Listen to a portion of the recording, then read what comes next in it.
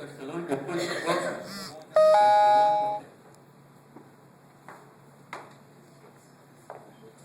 Antes de mais nada, boa tarde a todos. Eu tenho 3 perguntas aqui ao nosso Luiz Fernando. O seguinte, o caso da tributação, não entendi bem se está dentro daquele pacote lá da repercussão geral.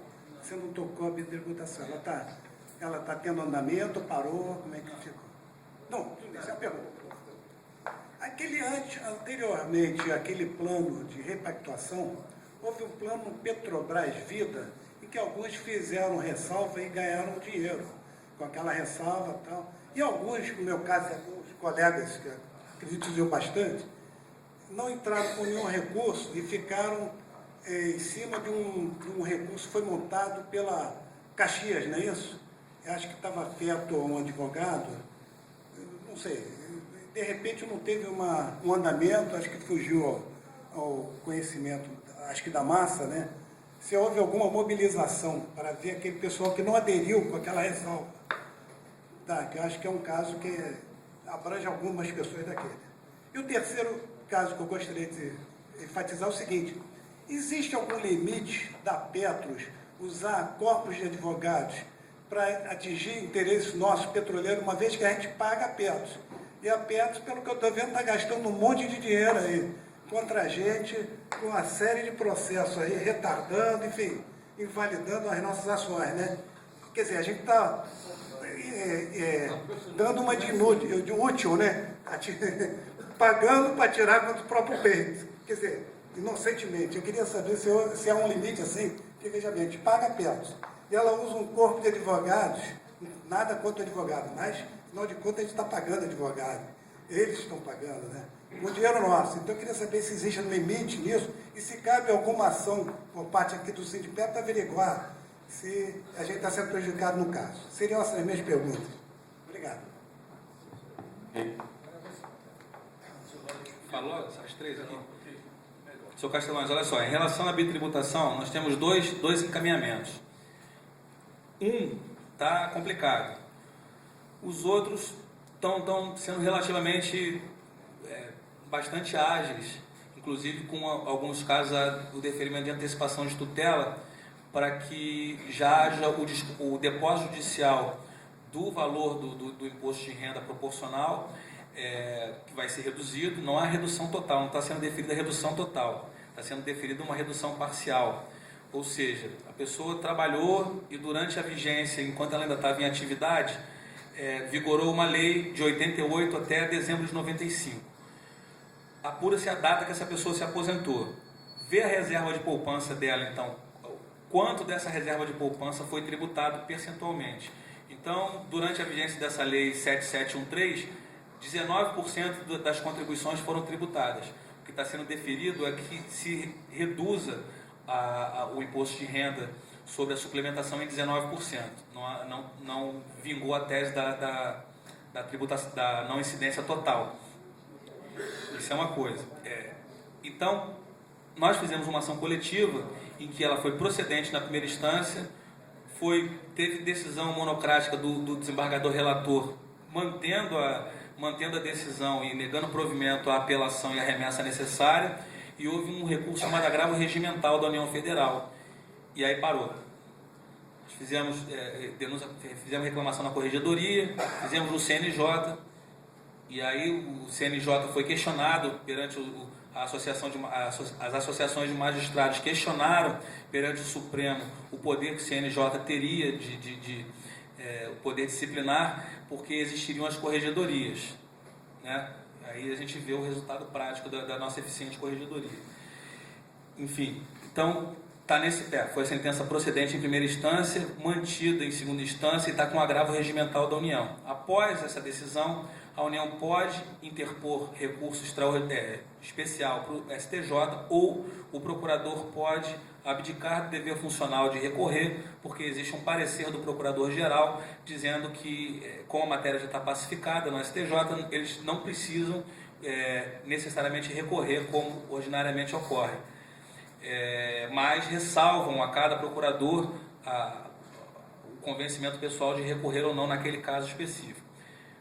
Só que essa ação coletiva foi deferido um prazo para a juntada de documentos pessoais dos substituídos. Esse prazo foi prorrogado, e aí as pessoas que ou se associaram posteriormente ou que não entregaram tempestivamente esses documentos, nós acabamos fazendo ações individuais.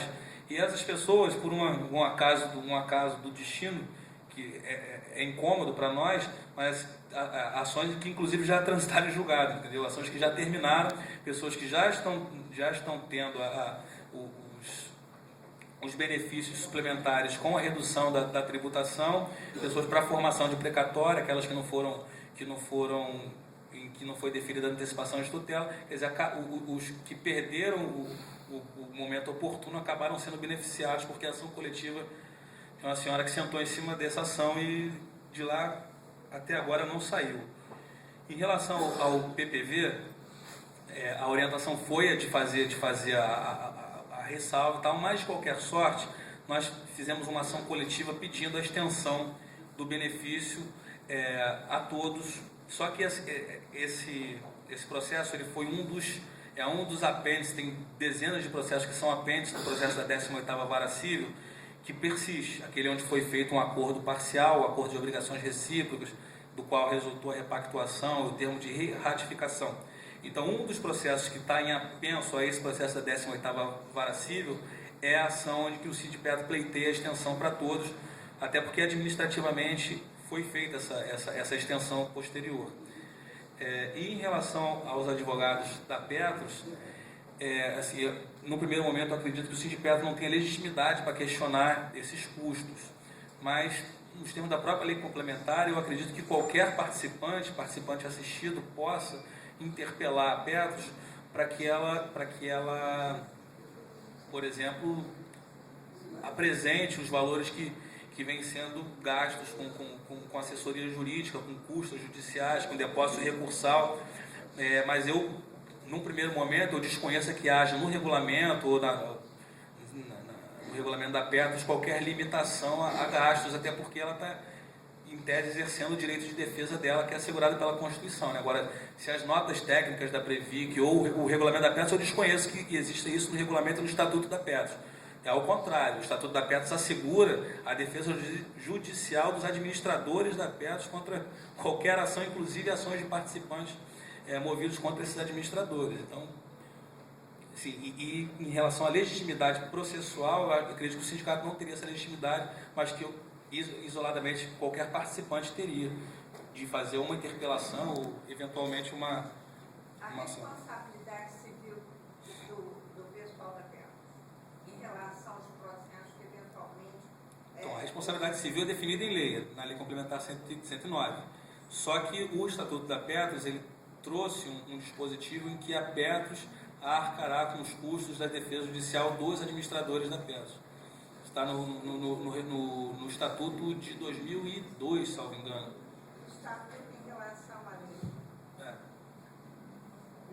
Doutor Luiz Fernando, é o seguinte, você falou aí de 19% da reserva matemática daquele período, mas me parece que já está pacificado no STJ, que é a restituição paga de imposto de renda referente à contribuição no período janeiro de 89 a dezembro de 95. Eu acho que isso aí é que o Ministério da Fazenda está restituindo. Pois é, o problema é que se nós considerarmos esse prazo, a restituição dos recolhimentos de imposto de renda, nesse prazo, você teria um problema com a prescrição. Então, nós sempre estamos fazendo um pedido sucessivo, que seria de redução proporcional ao número de contribuições que foram tributadas, porque a depender da data em que foi ajuizada a ação, antes ou depois existia um prazo de 120 dias após a edição de uma lei complementar, que é a Lei Complementar número 118, que reduziu de 10 para 5 anos a prescrição. Então, nós temos ações recentes que foram ajuizadas depois da Lei Complementar 118, e se o pedido fosse de restituição daquilo que foi recolhido lá entre 88 e 95, a gente cairia no problema da prescrição. Por isso que sempre fazemos um pedido sucessivo, que é de redução proporcional do imposto de renda. Bom.